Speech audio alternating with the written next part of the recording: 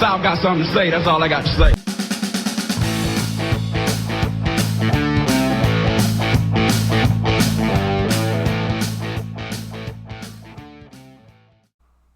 Hello and welcome. You are listening to the SeerSoccer Studz podcast. Yeah! Yeah, you guys, where we discuss the beautiful game with a southern twang. I'm your co-host, Matt. And I'm Joe. So, Matt, are you ready to cut this biscuit? I am. I'm going to throw some Aunt Joanne's special. Nobody knows about it. Secret ingredient, secret recipe, gravy. Oh, Man, it's a there family ain't secret. Nothing better than some. And the reason I'm doing this is because going into the holidays, when I was growing up, we'd always go over to my aunt's house on Christmas morning. And I get that beautiful southern breakfast gravy. Oh. Over the biscuits. She made her own biscuits too. Oh, my gosh. She adds a little spice to it. It's been fire my whole life. She finally gave me the recipe. Oh, dang. It's delicious. I was going to say, you never invited me, so. Yeah, I'll make you some. Okay. Now we're talking my language. All right. Well, Joe, today was your day for the song. Yeah. Tell me a little about this song. All right. So this song. Made my knees move. Yeah, you liked it. You felt it. Felt it in the knees. Yes, I mean, y'all know I'm on a little bit of a drill kick, I guess you could say. Okay. You know, a couple weeks back, we had the Dutch Valley. So there's another guy called Lowski, rapper, but he does like a more pop song with a Nigerian pop star, Davido. So it's called Naija Man by Lowski and Davido. Do you think he keeps it on the low? I hope so. Better than being high ski. Dang. Well, I don't know about that, but that's something for another day. We digress. Well, Joe, how was your Thanksgiving, man? Freaking good. Really? Yeah. Real small, but had a good weekend. COVID. Good time. You kept it COVID tight? Yeah, that's right. Kept it in the bubble. Kept it in the bubble. Had the macaroni and cheese, son. Had the good stuff. Yeah. Yeah, I went up to Knoxville for Emma's family. And, man, it was a lot of fun.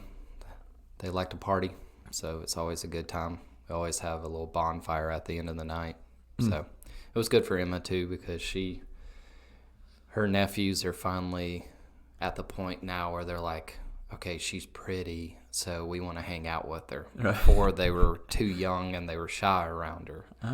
But now they're like, Aunt Emma.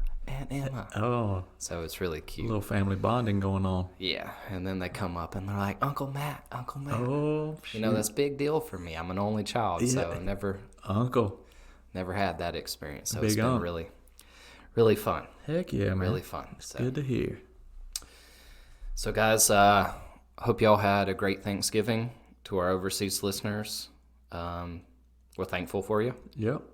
Thanks for listening. Yeah. So, bonjour. So we're going to get into this weekend. Again, this season is just wild. I mean, you can't, if you were a betting man, you'd be a losing man in this season. You'd be a broke son of a gun is what you'd be. Oh my gosh. I should have bet on Fulham today, right? Man. Yeah, I'm telling you. Wow. Hoot, man. Whew. I bet, fantasy-wise, I bet on Leicester and didn't pay off for me. Yeah. But it didn't matter. I got killed anyway, so. Oh, I may have snuck out another win. I think you did. I think I did too. It's getting real. I'm just pushing myself further away from the bottom. I'm still probably in 7th out of 8. Yeah. But pushing myself further away from the bottom. Yeah, you don't want to be on the bottom. You don't want to be a catfish. All right, well, let's get into the Friday game. Crystal Palace 0, Newcastle 2. Newcastle had Colin Wilson back. Mm-hmm. Still no Zaha. I know.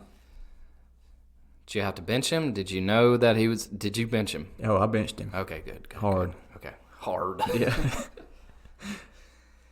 Yeah, you screw me once. I mean, he's It's self-isolating. an illness. Like, I know. Yeah. He'll be back. Yeah. He'll be back winning me games here in a little bit. Yep. First half, really even between the two clubs. Right. Darlow. Gosh, man. The unsung hero. He was wearing all pink. Pepto-Bismol pink. But man, he indigestion. He was strong. He was pushing away that indigestion. He was. Left I'm and telling right. you. Waging war on it. Yeah. Yeah, I saw a stat. Yeah, 10 of Newcastle's 12 goals have come in the second half.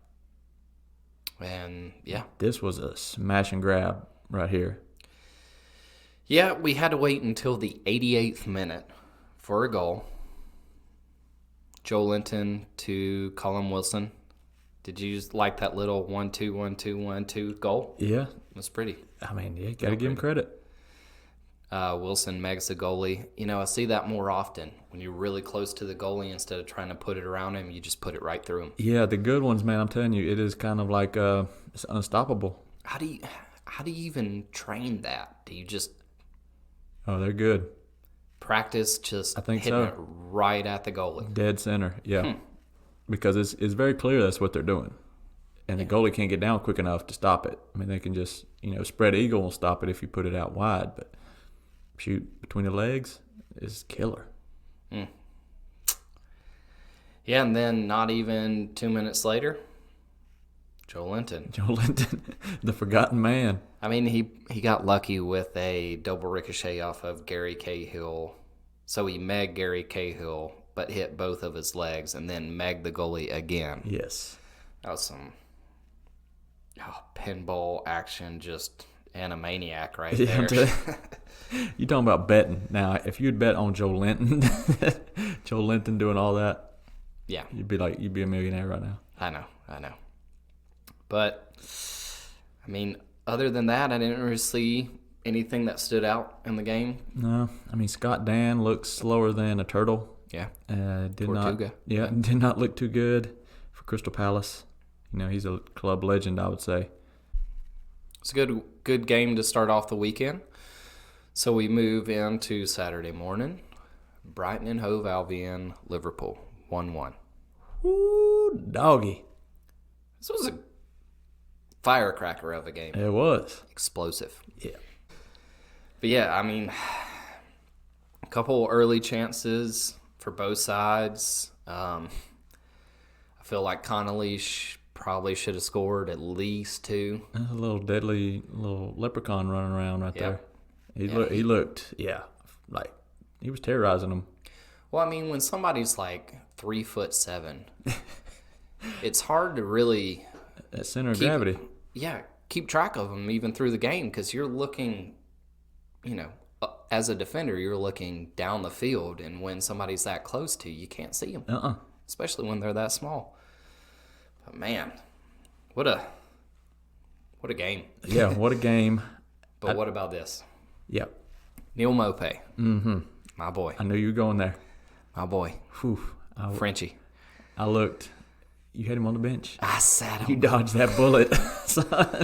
You like Neo in the Matrix dodging that bullet. I Oh was my like, goodness. Yeah, I pulled out some wicked manager-esque, some Jose Mourinho or something.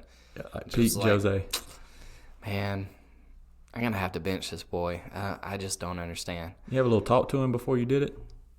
Before I benched him? Yeah, you don't want to hurt his feelings. No. Oh, no, you cold. No, just, Okay.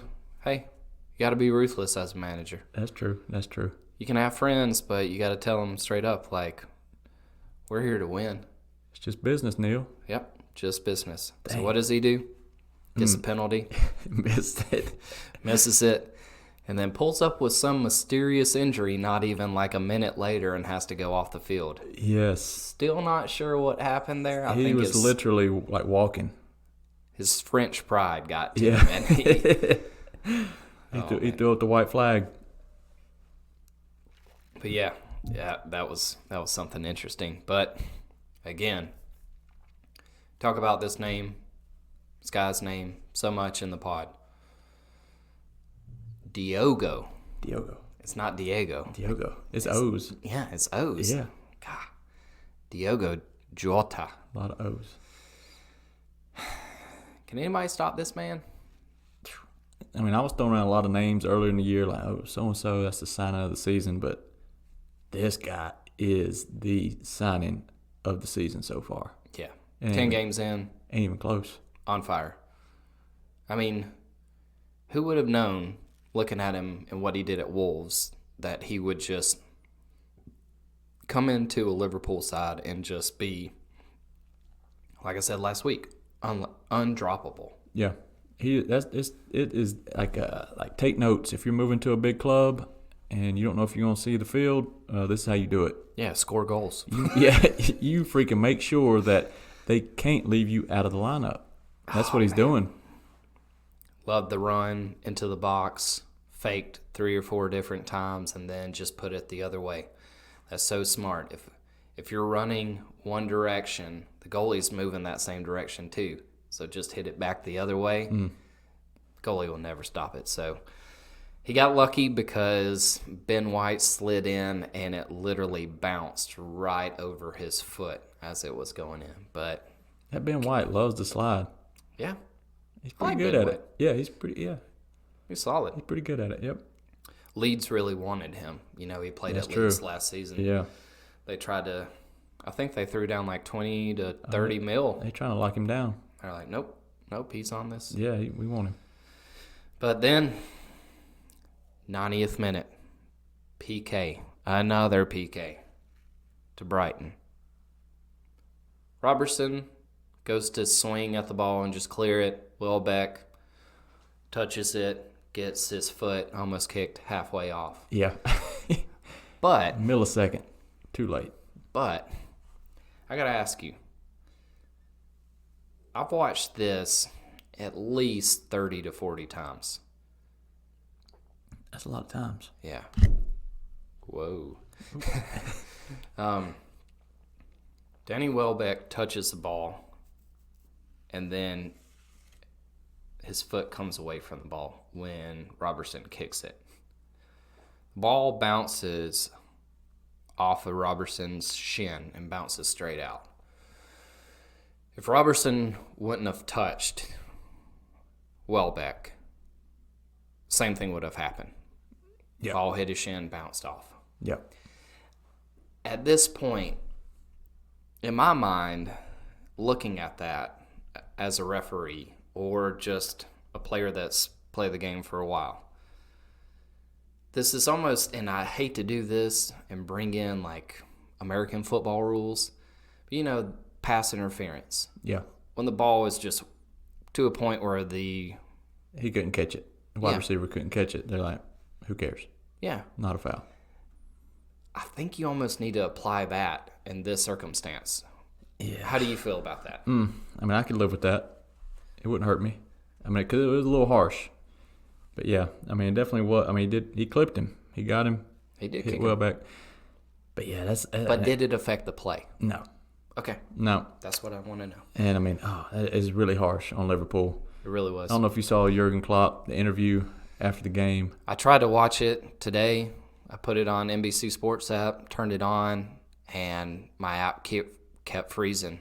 I guess it was too not too safe hot, for man, work. I'm telling you. Thing was hot, son. He was, it got a little personal. It wasn't like, they weren't talking like big issues. They were like, you said, I said. It's back and forth like him and the interviewer.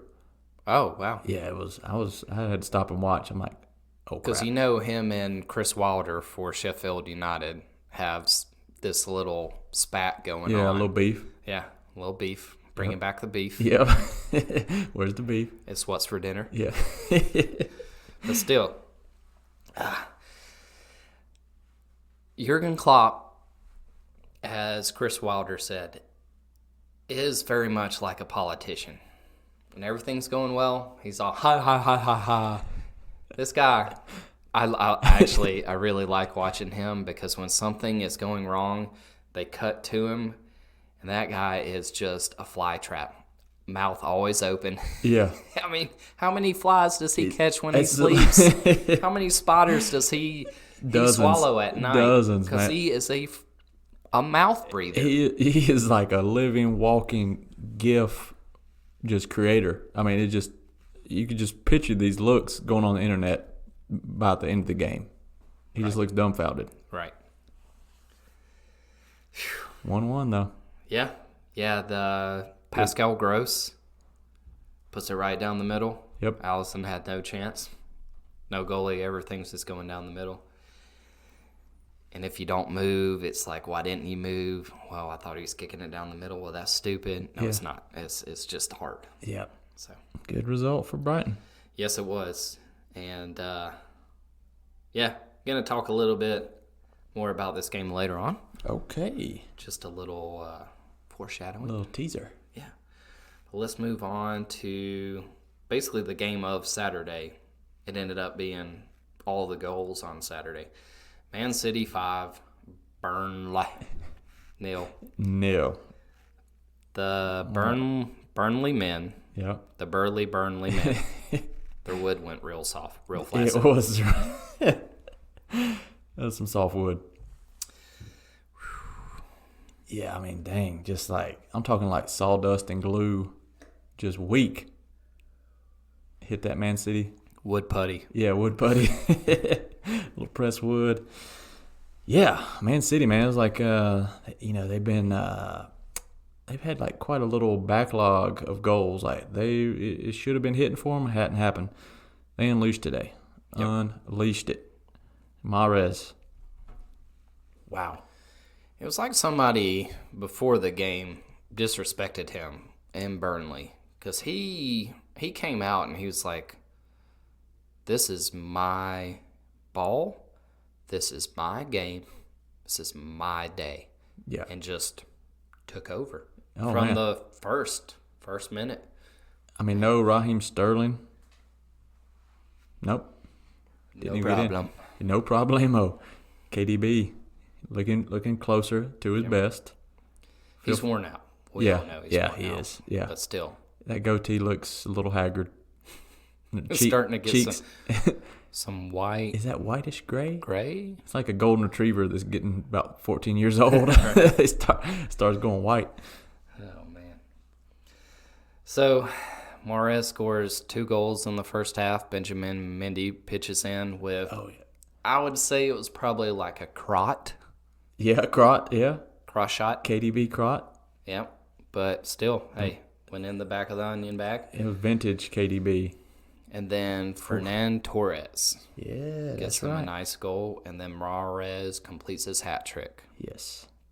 So, yeah, City, I think for the 4th time in a row when Burnley has visited Manchester City, 5-0.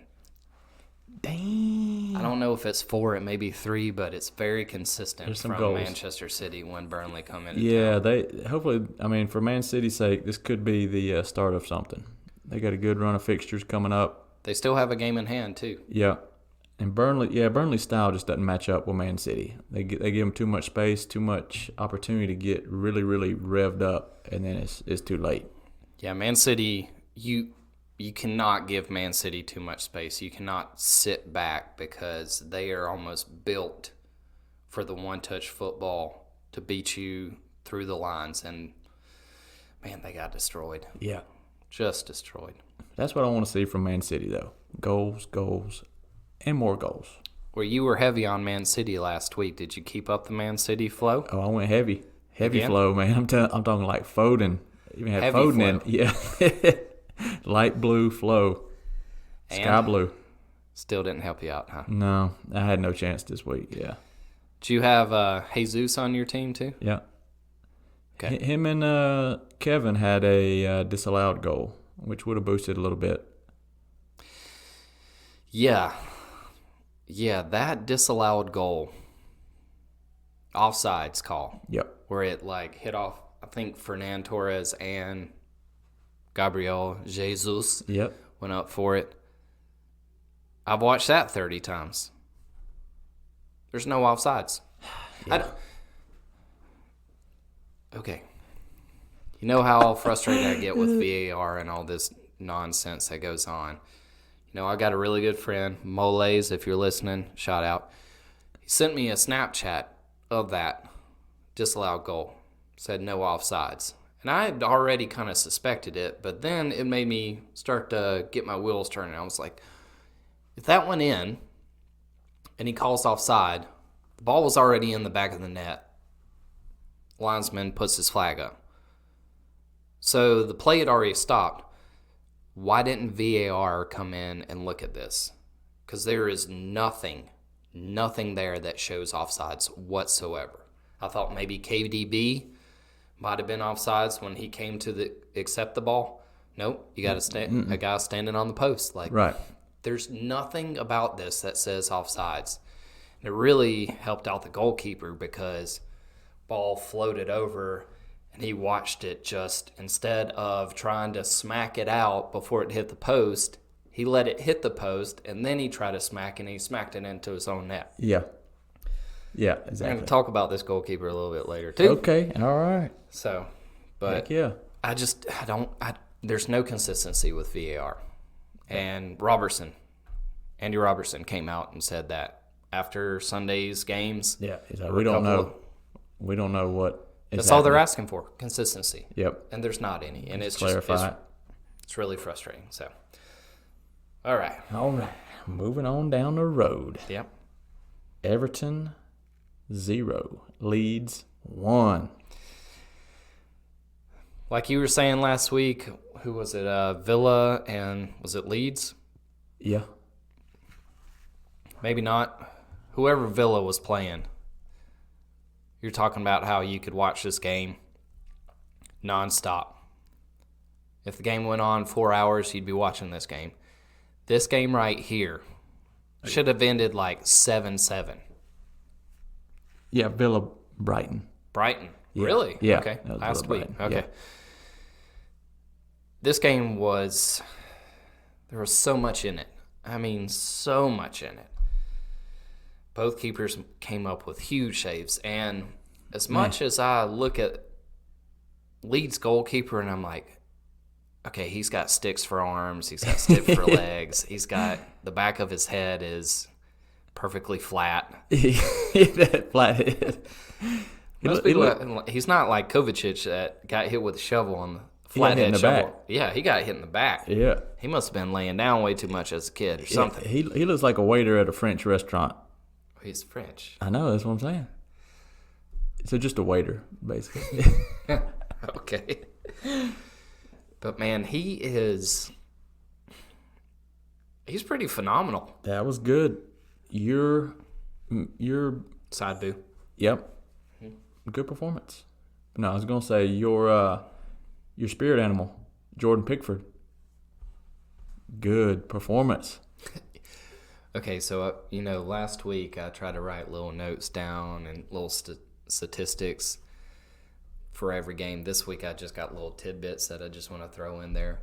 One of my favorite things to watch is Jordan Pickford doing the starfish.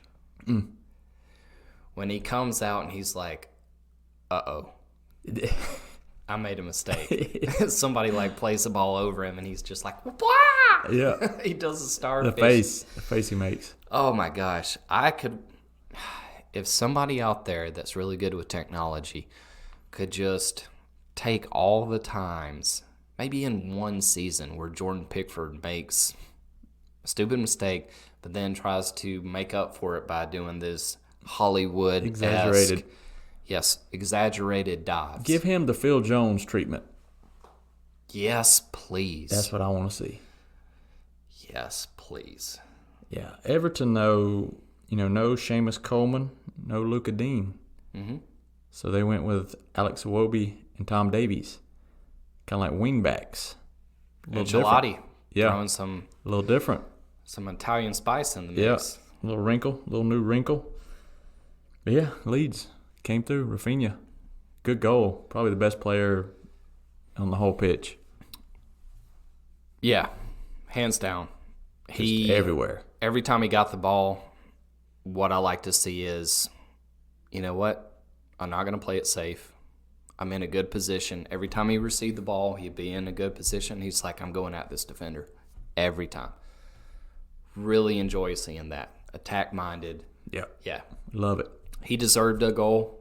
Yep. Really did. I mean, what a great shot, too. Oh, yeah. Well deserved. Yeah, absolutely. And then right in the dying moments of the game, Jordan Pickford made a huge, with a Y, save to keep it at 1-0. So, Jordy Picky did all right. JPZ. JPC did all right. But, man. He deserved it. What a game. Yep, good one. Two teams that really go for it. Love to see it. You know what I also like seeing? I was just watching this, and when I was up in Knoxville, I was telling somebody, Emma's mother's husband, he's kind of interested. His daughters played soccer, so he knows that I'm crazy interested. So we were sitting down watching some interviews, and Carlo Ancelotti came on, and they were asking Carlo Ancelotti a lesson. I'm like, hey, watch this guy's eyebrow just go crazy. Just decide to take like a run towards left field. Yeah. Perfectly fine with the question being asked. As soon as he starts to talk, pew! Yeah, it goes.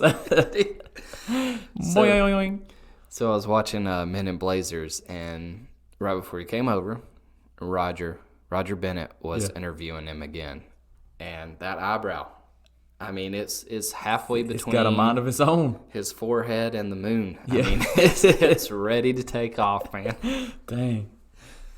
Oh, good stuff, though. Dang. I love Ancelotti. Oh, yeah, man. Just looks like the Godfather. He does. He really does. All right. We are taking it slow tonight. Getting into. We might pick it up a little bit. Getting slow you it back into down. that R&B mood. That's right. Slow All jam. right. That middle school dance. Yeah. That slow jam. Hands above the waist. Yep. And right now, COVID, 6 feet apart, but Chaperone's you're still watching. Principal's going to say something on the speaker. Oh, man. All right.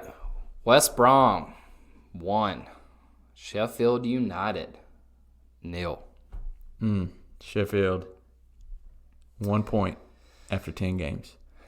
This is the lowest ever in the Premier League era. Third lowest since 1930 something. Or actually, Man United started off a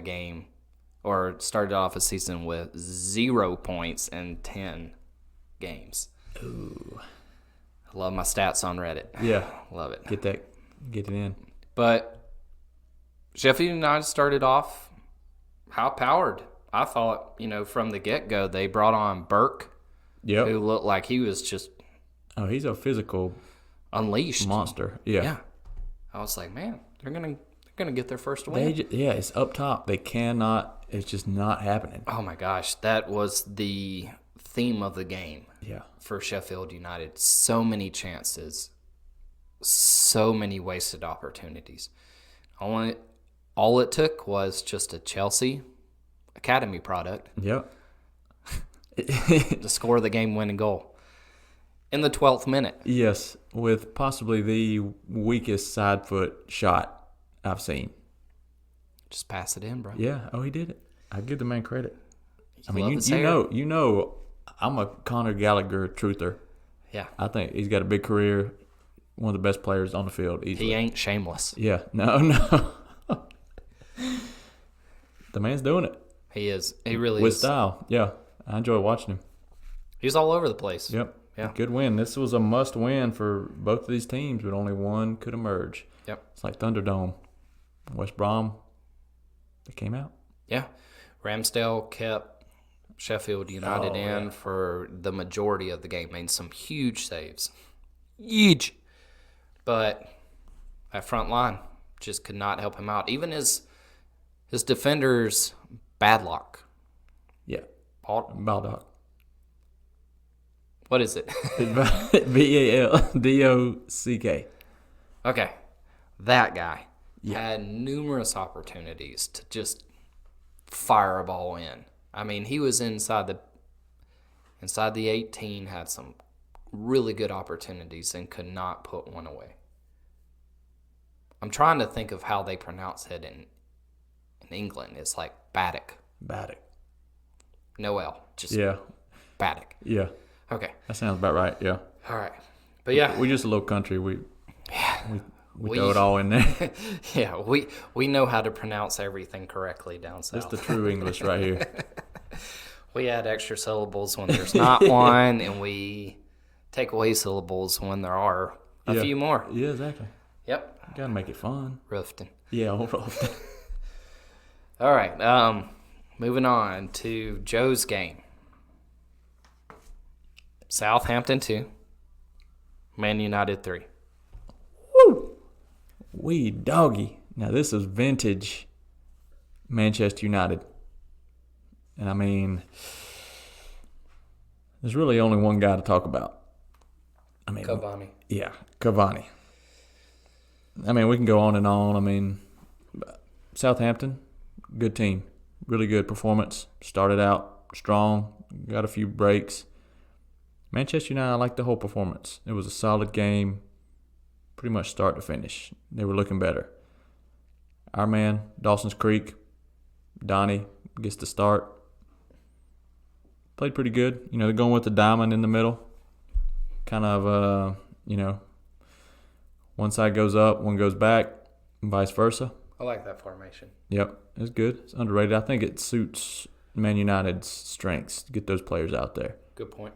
Bruno, putting it down, doing his thing. Good goal. But Cavani changed the whole game. I mean, first sub since actually Ole Gunnar in 1999 to be involved in 3 or more goals when coming on as a substitute. He assisted Bruno. That's true. And then scored 2 of his own. And just the movement of that man is like it's like a jungle jaguar or something. What do they call him? He's got a nickname. Yes. El Matador. El Matador. That's right. Makes sense. The movement is off the charts. Exactly right. I mean, wow. The first goal that he scored, that's just a striker's instinct. Ball was deflected, just threw his head into it. I mean, as easy as it looks watching it, being in that right place at the right time takes 20, 30 years worth of just understanding the game, the philosophy, just rebound. It's impressive. I really hope like Mason Greenwood, Rashford, I hope they're taking notes because this guy's putting on a freaking seminar every week. I mean, it's incredible. I mean, if you watch on his second goal, he waits until Vestergaard looks at him to get his position, then he moves. I mean, classic Ole Gunnar move. It's a pro's move. You're covering all the angles. That is something I wish would come simple to other people. I understood that, but teaching that to kids or to any striker is really hard. It's almost like, if you're going into the corner, defender's in front of you, you want to get by them. The defender looks back and sees where you are. The easiest thing to do is almost just stay on one side and touch him on the other side. Like, hey, who's over here? Little Three It's one of Stooges. those. Yeah, exactly. Yeah.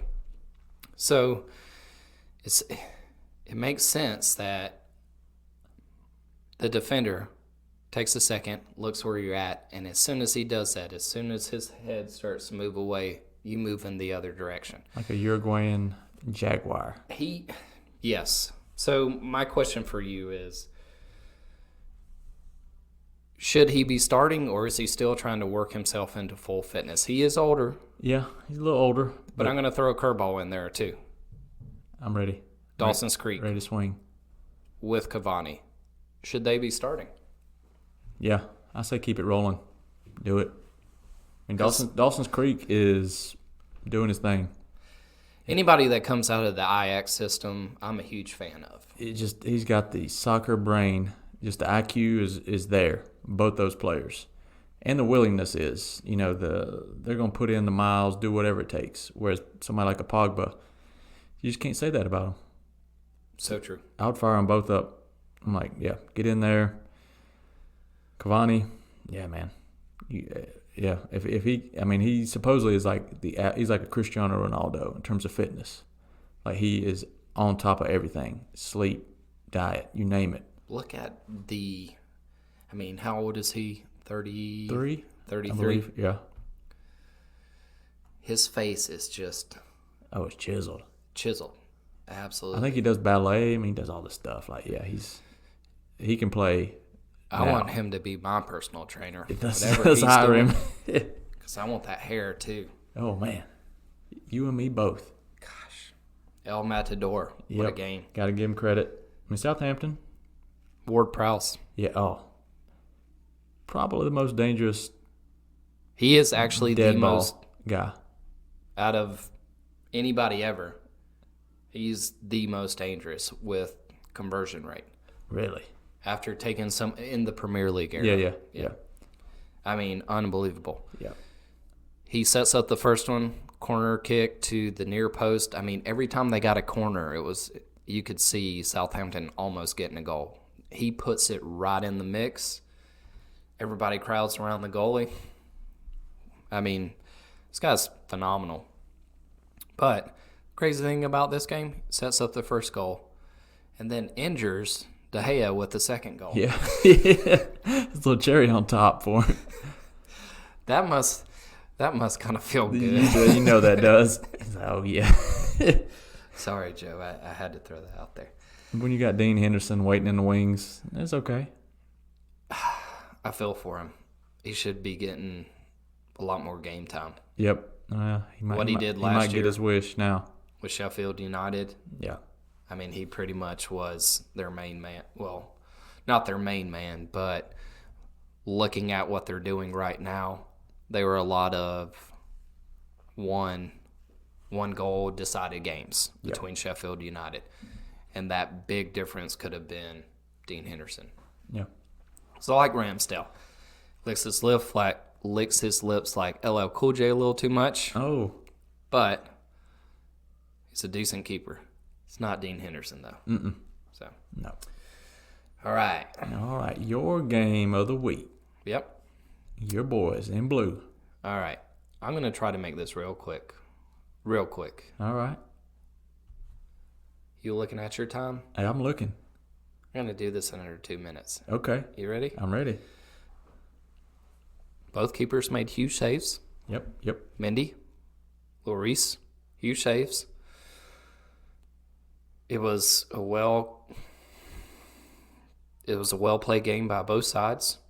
Tottenham parked the bus pretty well, tried to catch us on the counter, and could have a couple of times. I felt like in the second half, Chelsea outplayed Tottenham. Should have scored. Abraham probably should have got like 2 goals, maybe 3, maybe a hat trick. He's still learning. There's a lot of people talking some smack to him on social media. Not really a fan of that. He's still learning. If Giroud was in the game during that, probably put... That's money. Yeah. Yep. So, good game. Both teams played well. So, only thing I got is the expected goal. We talk about a little bit about stats. Yeah. The expected goal, XG, for Tottenham, this game was like 0.36, which is the lowest. Wow. That has been in a really long time. That's low. In the second half, 0 shots. It was 0-0. Wow. Yeah. Chelsea had 0.6 in the second half. Yeah, Jose, you could just tell Jose was like, just shut down shop, fellas. He got exactly what he wanted out of this game, which was not to lose. Oh. Big Frank, he was like, let's not get counterattacked to death because Spurs are incredible at that. Yep. But yeah, Jose, especially as he starts sniffing that potential title charge, I think he's going to do this more and more often. So Spurs fans, 28 games left, boy. You can't be parking the bus like that. He's going to do it more and more. You have little flashes where they unleash, but man, he's gonna go back to old Jose. I got a feeling.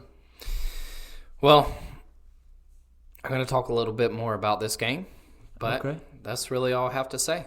Alrighty. I kept that pretty neutral, right? That was pretty neutral, pretty short. It might be a personal best right there. Thank you. But talking about Chelsea, yeah. Probably is. People that don't know me, I could literally talk about Chelsea for an entire day with probably out stopping. Yeah. No food, no bathroom break. You just talk Chelsea. Yeah. All right. Love this game, this next game. I know you're digging it too. You know.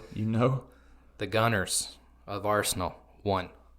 Wolverhampton, Wolves, 2. Wow. This was a good game, but it started off with a serious... Yeah, 5th minute. So, they did a study. A certain number of headers affected the brain a certain amount. Basically, the study is saying soccer players nowadays, when they get later on in life, are having clear signs of dementia.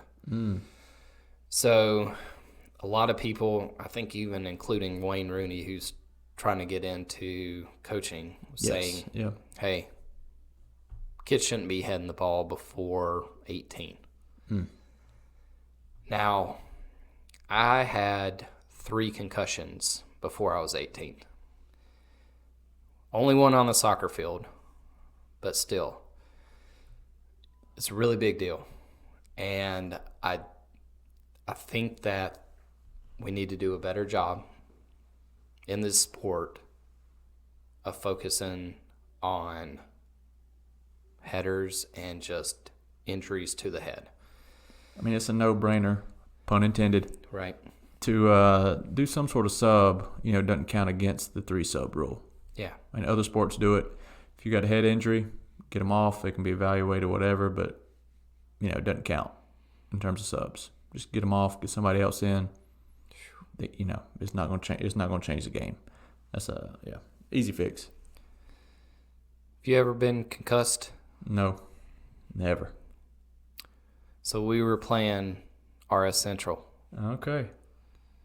I think I was actually in sports medicine during the time, so we had just gone over concussions. And you were in that class too. I think I was. Yeah. Wasn't much of a class. No, that was a joke. That was the best. But yeah. Not really sure what happened. It was a corner kick. Ball came over the top. I tried to do a bicycle. I was on the back post and going away from the ball. So I was running backwards and tried to do a bicycle. I don't know if I landed on my head or somebody was defending me and jumped into the ball and kicked me in the head. Not really sure. But all I remember is getting up. It was dark. And I was looking around and everything just had a rainbow color tint to it. Oh, wow. It was weird. And so I kept playing. Played the rest of the game. Afterwards, I talked to somebody and was like, I'm pretty sure I got a concussion. And then one girl that played on the women's soccer team, or the girls' soccer team, said, yeah, Matt, you were kind of just running in a circle in the middle of the field. Yeah, bad news. Dang. So, sorry for that little...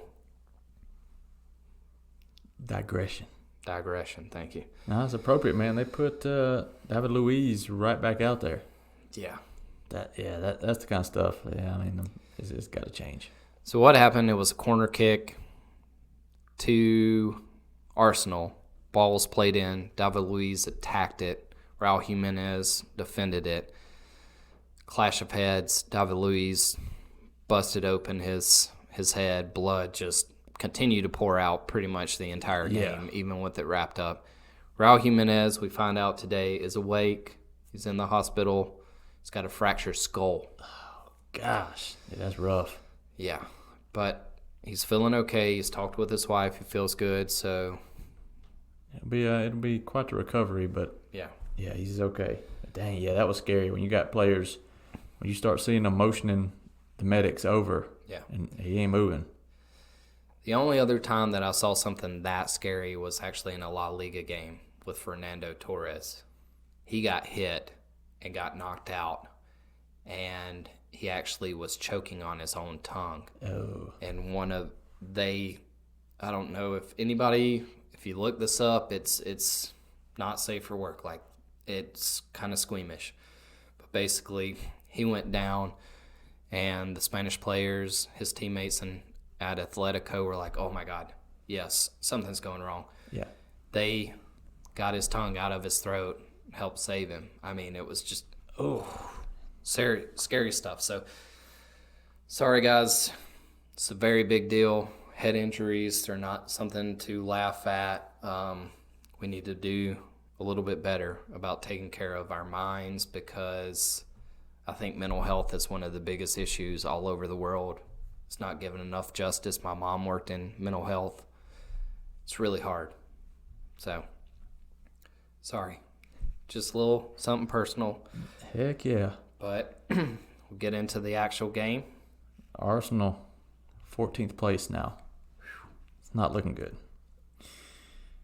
Yeah, I mean, you had that 5th minute.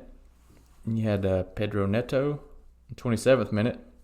You know, Traore was doing his thing. You know, favorite of the podcast. Yep.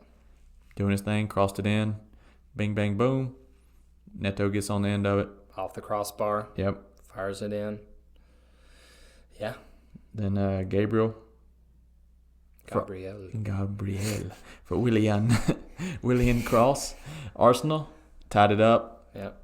Arsenal, man, they're just, I would really hate to be an Arsenal fan right now. It's tough for them. I don't enjoy watching them. Even back in the day when I really, really despised Arsenal, I would watch the heck out of some Arsenal games. Now it's like, ugh. They lost their identity. Yeah.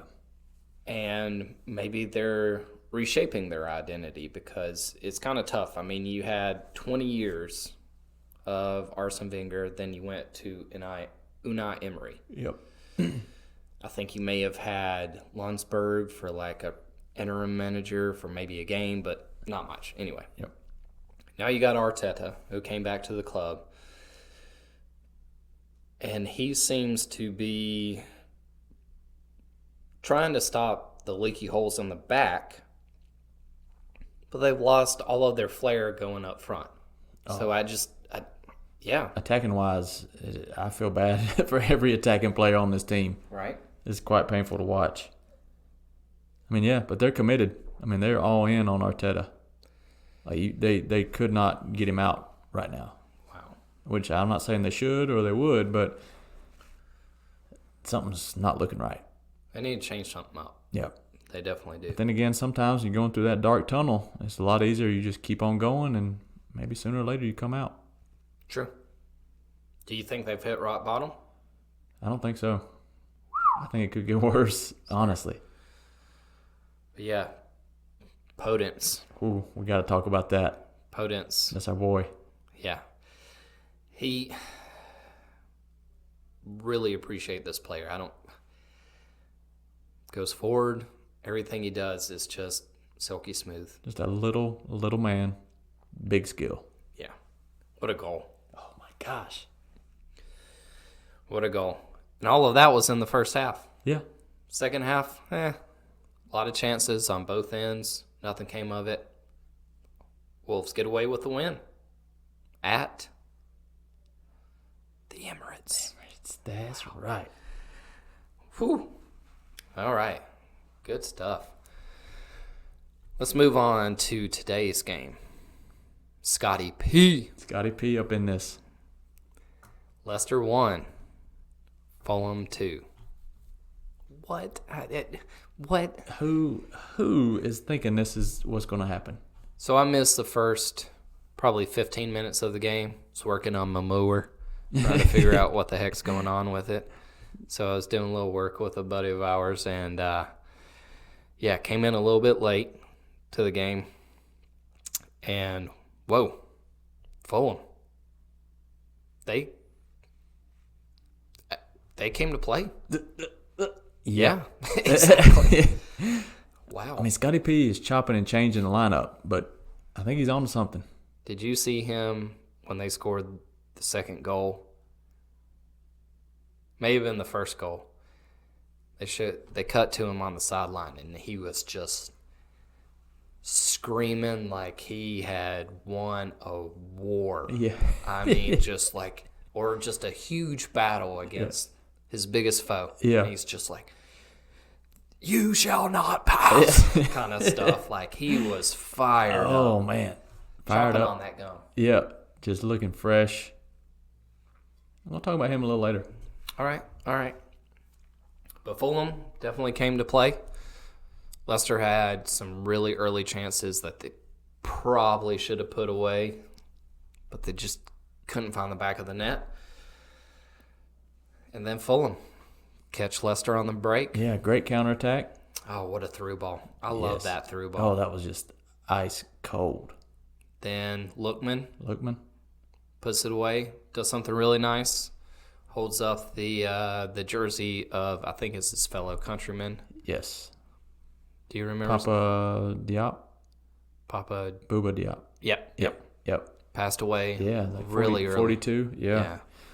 Former, Fulham player. I think Portsmouth. Yeah, I remember at Portsmouth. Yeah. Yeah. Man, unfortunate. Yep. But what a goal. And then PK. Yeah. To Fulham. Mm-hmm. Kind of similar to what happened with Andy Robertson. But in my mind, this is clear penalty. Yeah. That's a huge swing and a miss right there. And then you clatter into him. Yeah. And, Reed probably, Cordona, Reeve, something like that? Yeah, Bobby de Cordova. Cordova. He probably went down a hair soft, but, I mean, we don't know.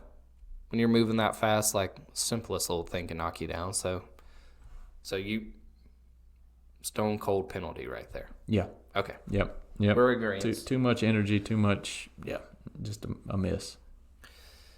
And what happens? Fulham makes a penalty kick. Wow. Good for them.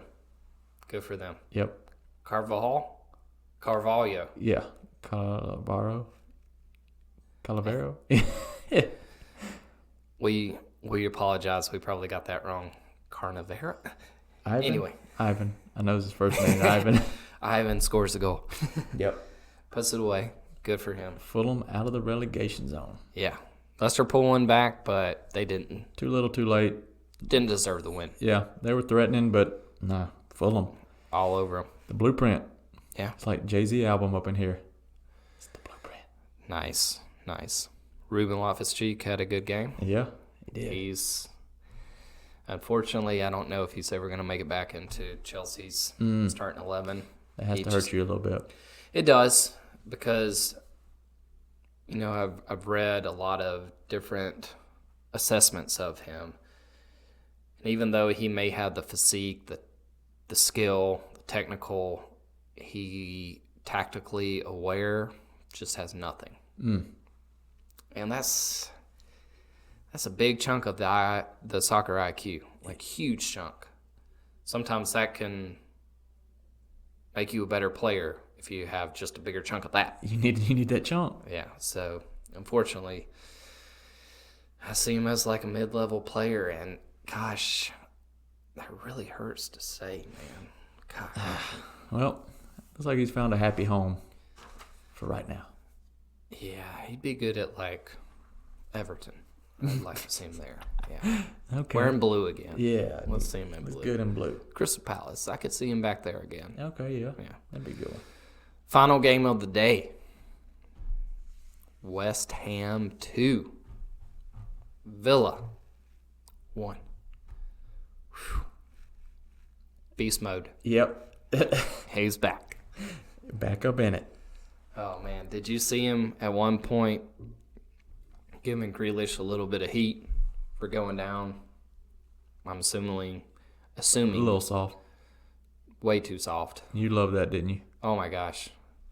What I actually enjoyed, West Ham's right back was all over Grealish the start of the game. Just running into him left and right. Grealish is like, come on, ref. Every time he gets touched, come on, ref. It's a foul. I get so sick of this. Man, I thought he played good though. He did. He's leveled up. I mean, he is like a dominant. Like they get him the ball and something happens. So at the end of the game, I think it might have been Jamie Carragher. Yeah. One of the commentators, ex-players, said he's not like Gaza, the old English. Yeah, Newcastle. Yeah, Paul Gascoigne. Yeah. He's more like Hazard. And that really hurt. Ooh, that had to hurt deep. Because here's the difference. They're both technically gifted. Dribbling the ball, making stuff happen, just looking one way and passing the ball another. Unbelievable skill. Hazard went down and got fouled. He'd just get up, play on. If you watch Grealish, this is the one thing that I struggle with him about. Every time he gets touched, it's like, how dare you touch me? How dare you foul me? He gets up, and before he can do anything, watch him roll over and look at the referee looking for a card, looking for something. How dare you, sir, foul me? It's so frustrating for me because, I used to get taken out all the time, and I would try to play through it. I'd roll off the ground, get up, and keep going. This kind of stuff just doesn't fly with me. And Hazard did not do that. Hazard would get hit. He'd go down. If he was a little bit hurt, he'd try to walk it off, but he never was just like, referee. Yeah. So that kind of stuff just drives me crazy. But what I did appreciate was when Beast Mode, our boy, looked at him for going down too soft and jacked his shorts up right. Did you see that? Facialized him, yeah. He had it right on the area. Yeah. Just had him all the way up, and he was like, you want to go shorts, bro? You don't want none of this? You want to go shorts, bro? Loved it. Yeah. It was a good game, though. Good game. Wonderful game. Great to see our boy, Beast Mode, Mikel Antonio back. That's who we were talking about. Yep. Love seeing him back. He only made it one half, which is... that's true. It's okay. He's back. Yeah. Yeah, West Ham, couple headers. Yeah. Jerry Bowen. My boy. Agbana. My boy probably saved me today with an assist and a goal. That was huge for you, man. Dang. Good win from Matt. Good win. I may want to check that just to make sure. I think he won. Are you sure? I think he did. We'll keep Double going check. with this Double game. check. Yeah, we do have to mention one thing. Ollie Watkins. That's a win. He's celebrating, ladies and gentlemen. Woo! That won. This man is just... Excuse me. I won. He's feeling it. I won. He won. I won. Ollie Watkins, though, missed the penalty kick off the crossbar. Could have changed the whole game. Also had a goal disallowed at the end. But back and forth game. Two really, really solid teams. I mean, David Moyes. I don't know whatever he's doing, but he's getting a little bit of that old Everton magic coming back. Like the team is very solid, very hard to beat. They're gonna make some noise. I mean, West Ham is kind of back, and maybe David Moyes is too. You know what's going to be unfortunate is when West Ham's fans are allowed back in the stadium because they are pretty ruthless, and it may affect their ability to play. To be honest, Yeah, it might. It's not gonna make a big difference. I mean, they're pretty far away from the stadium now, and that's true. When they It's get a big stadium, and when they get in, they got that running track around it. yeah. Be a little closer though. Man, what a game though. Golly, I enjoyed it. Enjoyed the game. Enjoyed seeing Grealish lose. Just, yep. Yes, That's happy it. man. You won your fantasy game, and Jack Grealish lost. Yes. All right. Oh, I do want to mention. So before last week, it had been, I think, 2 years since somebody had missed the target on a penalty. And in 2 weeks, 4 have happened. Wow. without any fans. Wow. Pandemic.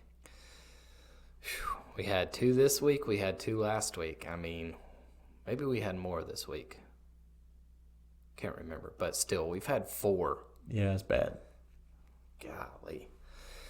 All right. Well, we will move on. I think we did pretty good. We hit that right at about an hour. We're about the hour mark. So, 6 minutes a game. Not too bad. Not too bad. Not too All bad. right. All right. We're going to get into our segments. This right cheer is called the creme de la creme. It's good of the good, bad of the bad. Wait for the beat. It's the creme de la, it's the creme de la, it's the creme de la. That's right. Creme de la creme. So this week, Matt, I got to go with Riyad Mahrez. Good choice. Good choice. I want to go Cavani. My heart said Cavani, but Mahrez, that second goal of his, it looked like something you put down like against your friends on a pickup game. And everybody on the sideline is like, dang! Okay, I will say something about that second goal. Say it. The throw-in Yes. was taken about 20 yards too far down. So the ball was kicked out of play. And, you know, nowadays they don't have ball boys or anything. They just have balls sitting on cones, all of that. So the ball was kicked out of play like 20 yards down. Kyle Walker runs, grabs a ball. Throws it almost sitting in the stands. This is what I don't understand. I got called one time in high school for throwing the ball in like 5 yards away from the actual line. Right. And a young referee called me for it, and I was like, what happened? Couldn't make an explanation up. And it's obviously I've held on to it for a little too long. But yeah. Anyway. You're carrying it with you. But you're exactly right. Go ahead. Gosh, just emphatic. He did some people dirty. Yeah, he did it dirty, and then just the finish off the post, just dinked it in. Oh, you could just see on their faces where it was, just demoralizing. Yeah. It just wasn't Burnley's day. But yeah, I got to give him credit. I mean, some people are not big on Mahrez, and he's flattered to deceive a lot during his Man City career. But on days like that, yeah, you gotta just put your hands together because that was a performance. Man, if he wouldn't have left Leicester, I mean, who knows? I mean, I personally like his style. It's kind of feint, heavy body, using his body to act like he's going this way. I mean, it's not just a million touches on the ball. He's real. How I like to play. It's not flashy. Yeah, how I like to play was, you just kind of use your body language to fake people out. A little feint here and there. Act like you're going this way. Nope, you go this way. So I like his style. So that's my creme de la creme this week. I hear you, man.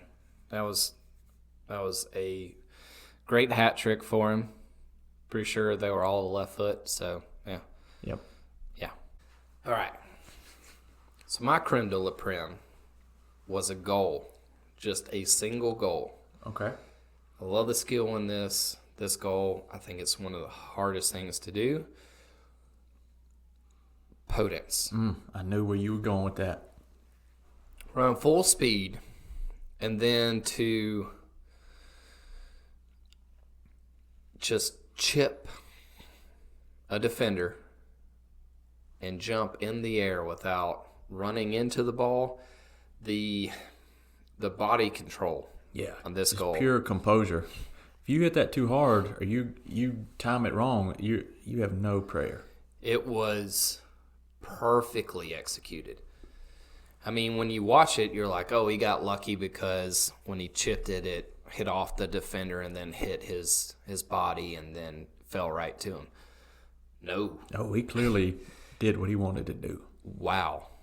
Like I said, running full speed, chip a ball, keep yourself under control over a defender, and then let it bounce. In a crowd of Arsenal players. Yeah. What a beautiful goal.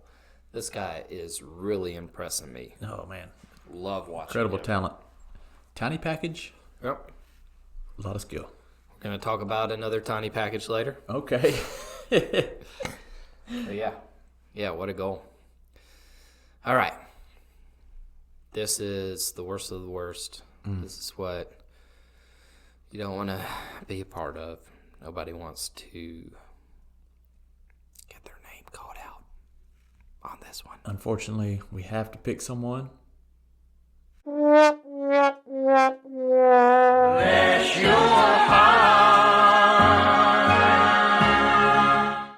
Yep. I'm calling him out. Call him out.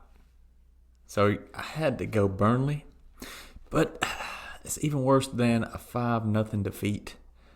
It's even worse than that. I'm talking about, he's a favorite of ours. I'm talking about James Tarkowski and his haircut. My goodness. I missed it. Oh, he has, okay, nobody's perfect, James, but you got big ears, buddy. You got some big flappers. And what do? Okay, obvious answer is you grow the hair out, you cover it up, you give yourself a little balance. No. What does he do? He took it down like a 0 guard on the side. Oh, he's doing the English fade right now. Yes. We say around here, high and tight. You get a haircut, like, oh, you got your ears lowered. Yep. You don't want to get those kind of ears lowered. And he did. Every time I looked at him, I'm like, oh, that's horrendous. Not only did they get defeated 5-0, but he looked like, I don't want to make too much fun of the poor guy, but you gotta know what you're working with, and you gotta adapt your look. Yeah, he's gone real tight on the sides. Kate Hudson, beautiful woman, right? Yeah. Huge ears. Really? Tarkowski ears. Tarkowski got the Kate Hudsons. You don't know why? Because she hides them. She hides them. That's smart. Come on, man. Yeah, he's like leaning into it. Hey. If you're winning, if you're winning, that's okay. But Tarkowski, do whatever you want. Yeah. All right. I couldn't pick one this week, or 3 things that I want to talk about. All right. Okay. Number 1, Mo Salah getting substituted, throws a hissy fit out on the field. We talked last week. I asked you if Liverpool would play better without Mo. And since that time, I've seen an interview with Mo Salah, and he's pretty selfish. He's a selfish player. It was Men in Blazers again. Roger Bennett was interviewing and asked him, hey, is there like a little rivalry between you and Sadio Mane? He's like, no, I just want to score more goals. I want to score more goals than everybody. That's it. So I understand that, but for me, it's not about personal accolades. It would be more about getting my team to win. Like our team won. When we won the state championship, I didn't win it. We won it. We won it. We had a great team that was well-rounded. We won that game, or that championship. I don't like how selfish he is, and the way he acted when getting subbed off was pretty poor. Mm-hmm. So I agree. As much good as he does outside of soccer, I think he just needs to be more like the Liverpool squad. He didn't shake Jordan Henderson's hand when he came off. He dodged him. Didn't even look at Klopp. That's cold. And I don't know if you remember when when Jordan Henderson came off, he was pissed at himself for not playing well, and he didn't shake Jurgen Klopp's hand. It was early in his tenure. Right. Jurgen Klopp was like, get back down off the bench and give me a hug. Yeah. Like, he didn't do that with Mo. Anyway. Yeah. Mo Salah's number 1. Number 2. How about this double barrel name? Bailey Peacock Farrell. The Burnley goalkeeper. Yes. Coming in for Nick Pope. Injured, yes. Okay. This guy got 5 goals scored on him. It happens to Burnley goalkeepers when they visit Manchester City. He was lucky because it should have been 7, really. Well, we'll say 6. He's lucky because the referee saved him from 2 OGs. First one was the one we were talking about earlier where the ball gets looped over. He's running to it instead of like trying to punch it out before it hits the post. He lets it hit the post. He catches it and then swats it in himself. Yes. Oh, wow. Bad. He was bad. I mean, some of the stuff he did, it looked like us playing Wednesday night or Friday night ball where you've got somebody that's never played goalie in goal and this guy's just swatting it all over the place. Oh my gosh, trying to catch it and going right through his hands like Alfonso Rito, you know what I mean? Gosh. Shout out Alfonso. But yeah. La Bomba. And then the next one, close to the end of the game, he makes a huge save. And then what does he do? He saves the ball on the ground, and then as he's going to reach it, he knees it into the goal. Yes. I mean, come on. Gets it going away from goal and then knees it back in. Yeah. Oh, this guy, it's like a clown show watching him play. Sorry, bro. I mean, what the name? Bailey Peacock Farrell. Great name. Wow. All right. And finally, my last, bless your heart, Arsenal's medical staff. That's a good call. Letting David Luiz play on after. In 2020. In 2020, yeah. I mean, come on, guys. I mean, this is a nasty hand injury. Yeah, maybe he wasn't concussed. Maybe he was. We don't really know. We didn't see him do any test on him. He just kind of woke up and was like, hey, I got blood. Like, put something on my head. Give me some smelling salts and yeah. Get back in there, buddy. Rub some dirt on it. I mean, I watched him afterwards. I watched his game, and he was not all there. He was dazed. Yeah, he was dazed. And then the look in his eye, too. At halftime, Rebecca Lowe on NBC Sports was like, well, if he doesn't come back on in the second half, that kind of means that they got it wrong. Yeah. What happens? He's not on in the second half. Yes. I mean, this was just like I was saying earlier, we need to do better with the head. Yep. Head injuries, keep these guys safe. And one thing that I saw recently, and I think it's a really good idea, for a concussion protocol, have an extra sub, but also have people that are not biased, like the medical staff of Arsenal, doing the concussion protocol. Like they doing obviously the want to get their guy back in the game. And he's obviously going to say, yeah, I'm fine. Yes. I mean, did you see today in Villa, Trezeguet? Oh, yeah. For the penalty. Got bloodied. Yeah. Blood running down his face. He's like, hey, coach, I'll take the PK. Yeah. It's like, dude. Get off. You look like you just walked out of The Shining, man. Come on.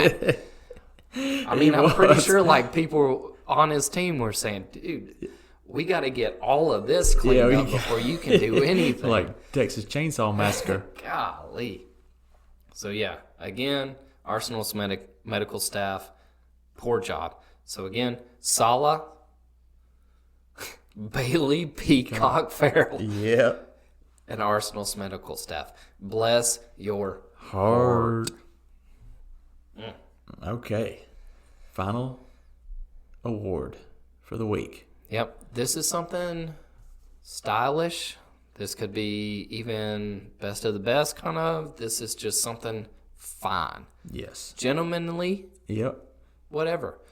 This is...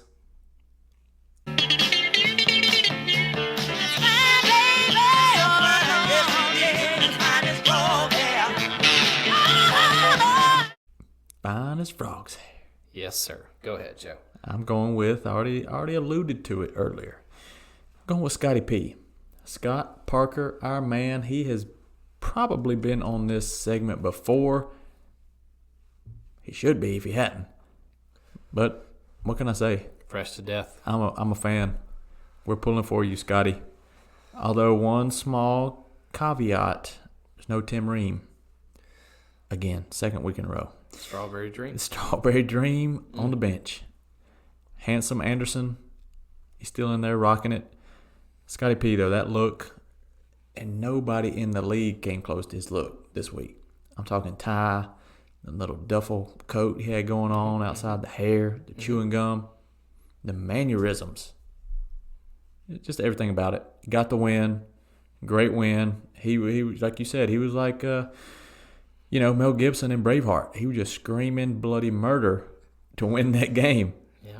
Just cheering his troops on, and the man did it. So, yeah, I'm going Scotty P. No regrets. I mean, he just oozes Don Juan all over the place. Like, he's just the English Don Juan. He is, yeah. The classiest. He's like he's the closest thing to a Southern gentleman in the league. You know what's funny? In England, correct me if I'm wrong, Joe. Yeah. The further south you go, the more north you go, technically.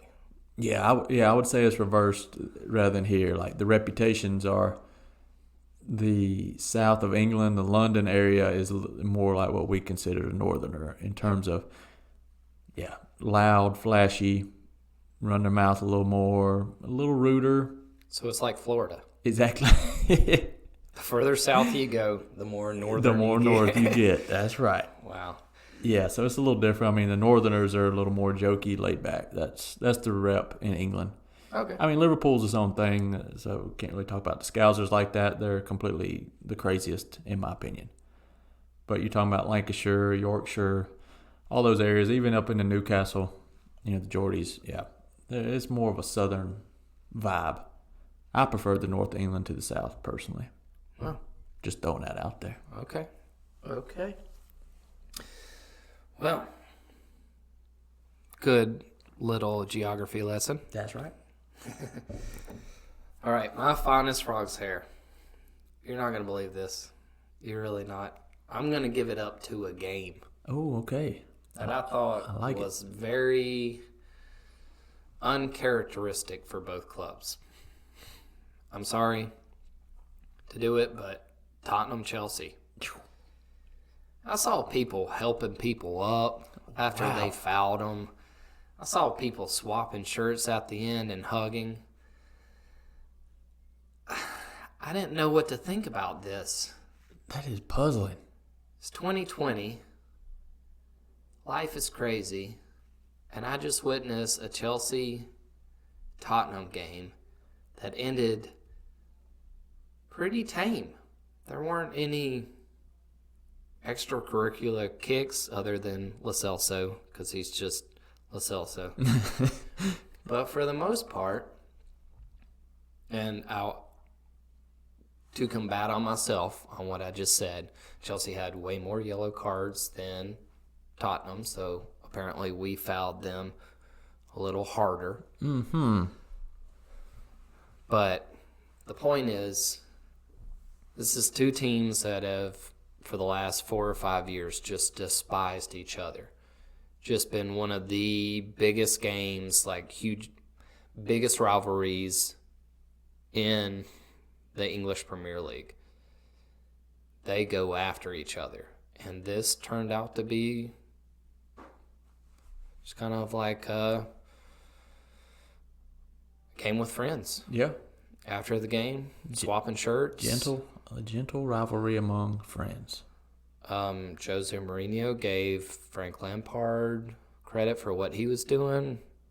Frank Lampard did the same thing back. Gave it back. I'm confused. Classy bunch of guys. Yeah.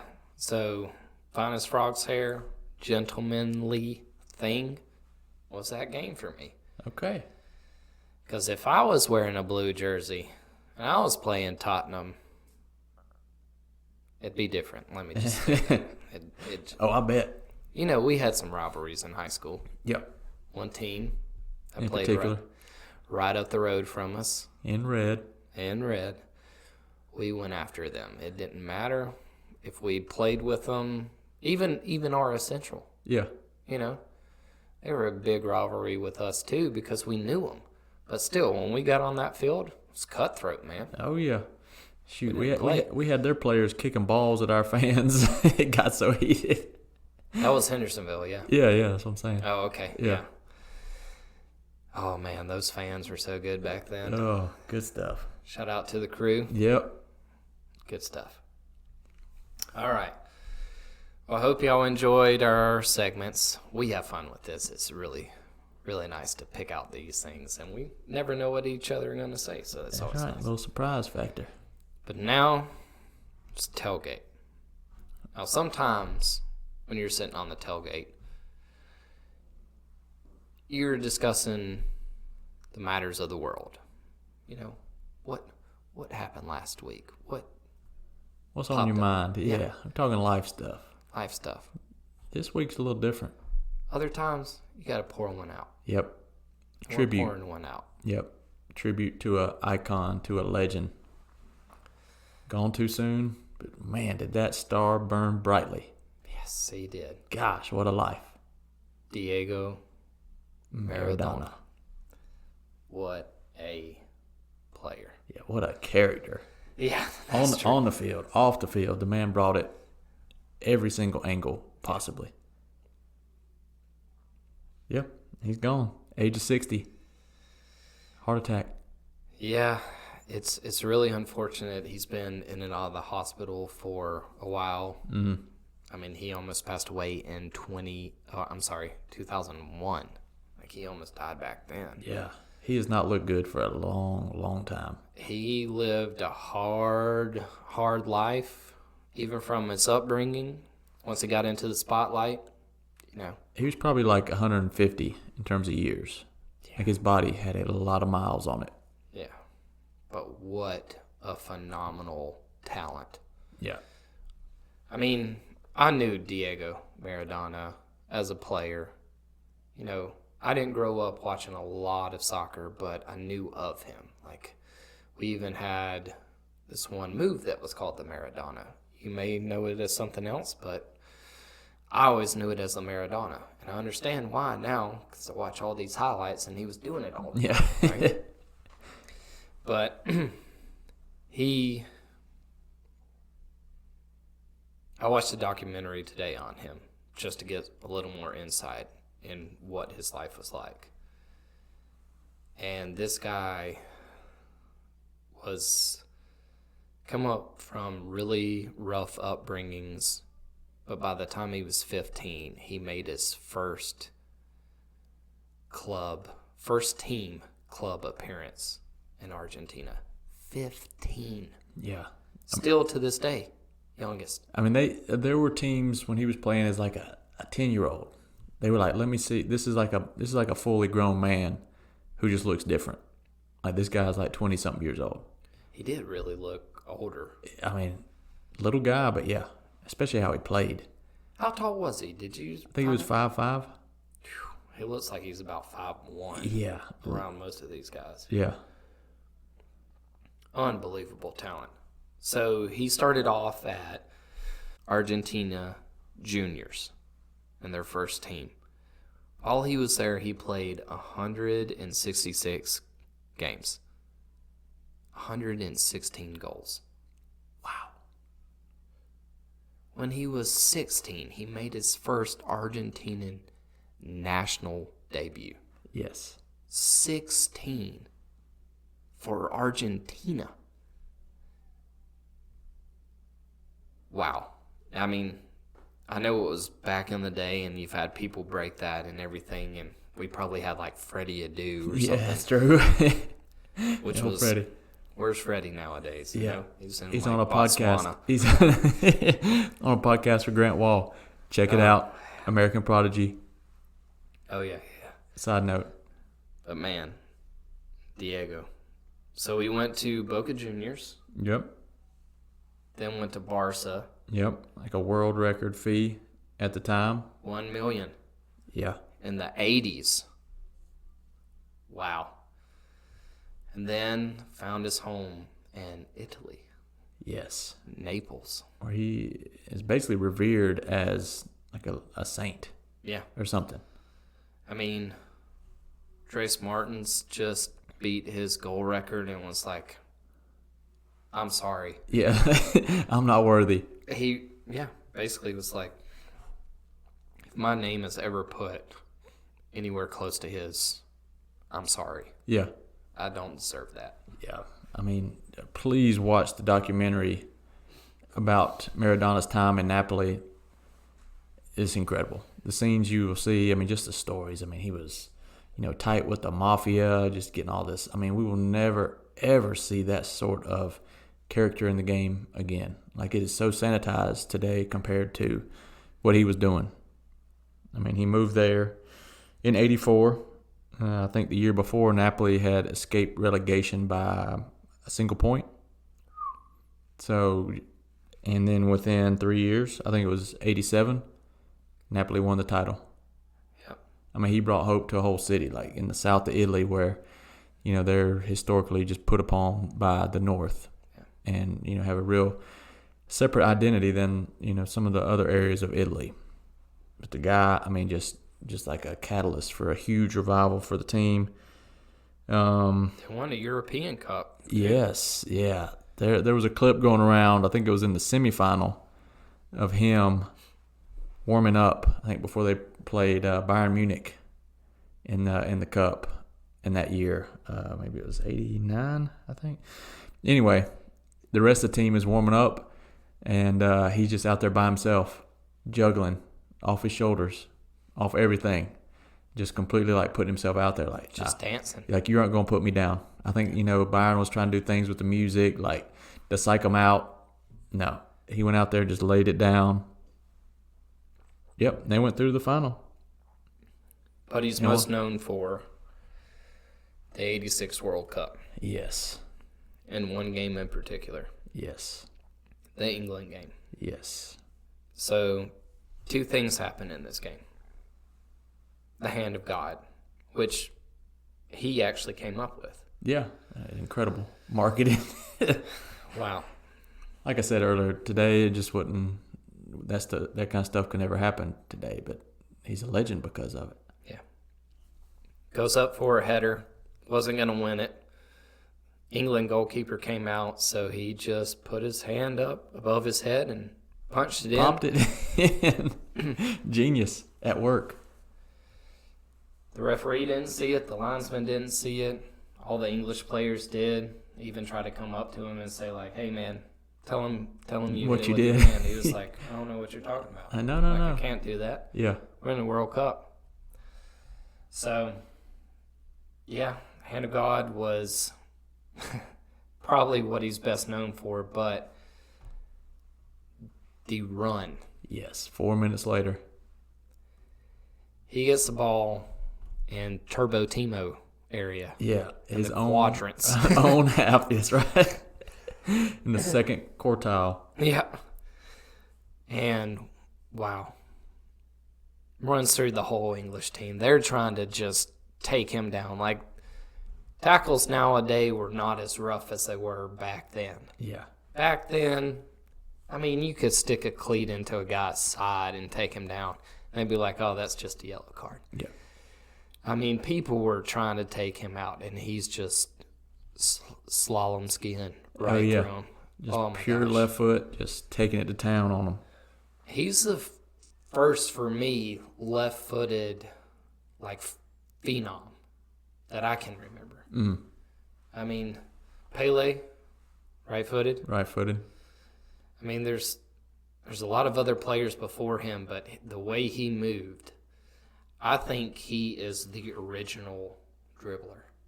Yeah, I mean, he's the archetype. I mean, Messi, all that stuff has basically come about from what he was doing.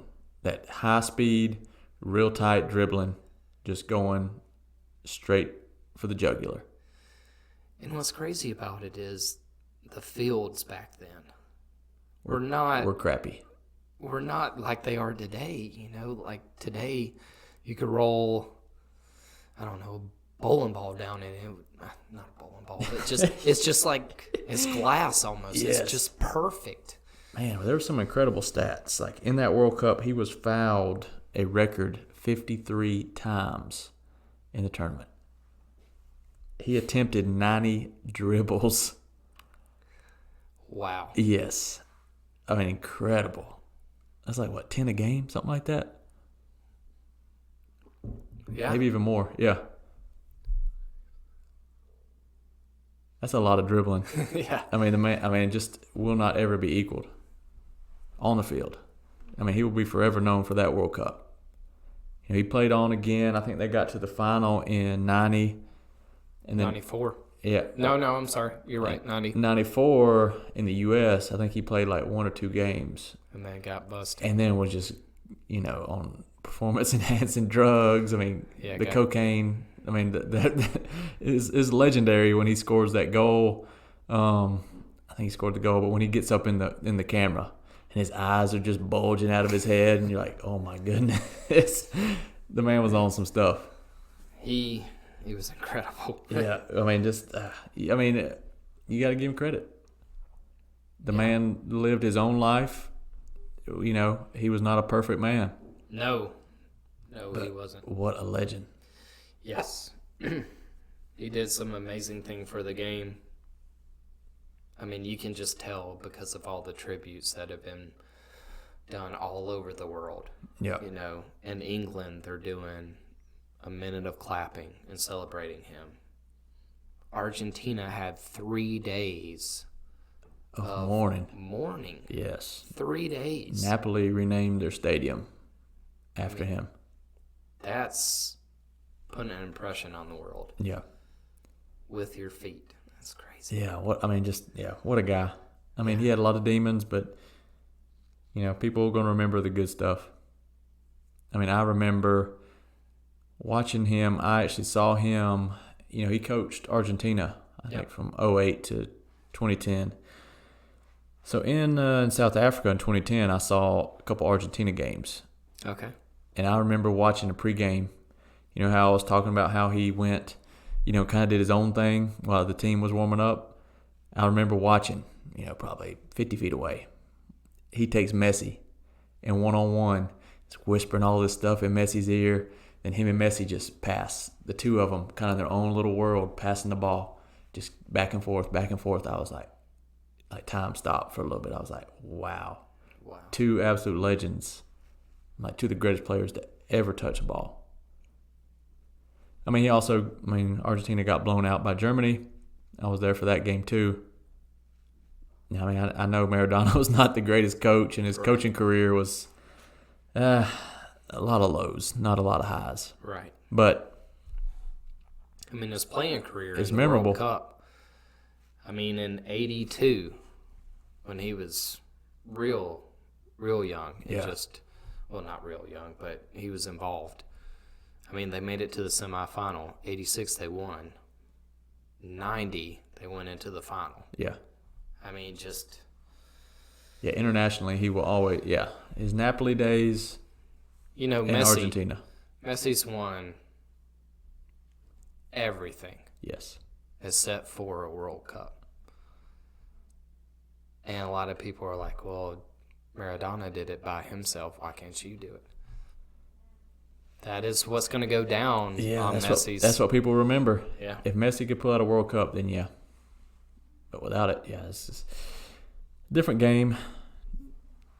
But man, I mean, I love to see character. We love people go studs up. I mean, that man went studs up, metaphorically speaking. Phenomenal. Oh my gosh. What I have appreciated seeing lately is just him in his own element. Before he's got he's playing for Argentina and he's warming up. He's just out there dancing all the time. He's doing his little run. He's got that like a afro mullet going on. Yes, the hair was like a black waterfall. All these curls, the little really earring. was. Yeah, I mean, he was in his prime. You could see the swagger. I mean, he had it when he was 15. I saw one of his first few goals. He still had that waterfall going on, man. Dang. He rocked that for a long time, but yeah, true. he was just out there, just dancing. Everybody else was doing their thing, and he's just the whole time like knees up, knees up. He get the ball, and then he danced a little bit. Man, he was. Yeah, I saw one of the interviews, like his teammates from that period. They were like, "Oh, I didn't sleep at all last night, man." He was like, "I slept like a baby. Like, this is fun for me." Yeah. I mean, he had the pure spirit. It's very rare to find a player like that enjoys the game that much. When they're having fun, you can tell because their game is just elevated to a whole nother level. If they're out there smiling, dancing, doing their thing, they just become unstoppable. Yep. Man, that's really rare. I think Hazard is one of those players. He always talked about just having fun, and I respect that about people.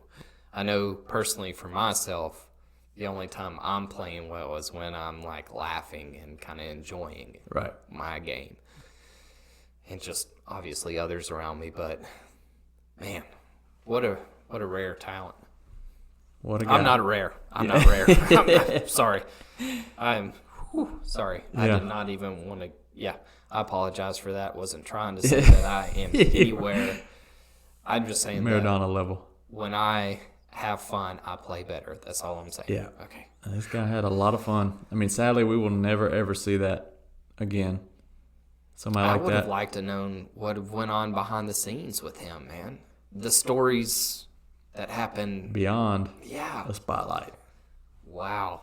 Yeah, I mean, there were a lot of illegitimate children. They were, I mean, the guy lived a full life. You got to give him credit. He did. He really did. So we salute Diego Maradona. Yep. Great life that was taken from us. Rest in peace, brother. Yes. Never forgotten. Absolutely. Well, guys,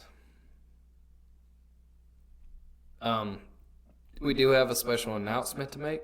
Yep. That's true. Yep. Next week's episode will be coming out on Wednesday instead of Tuesday morning.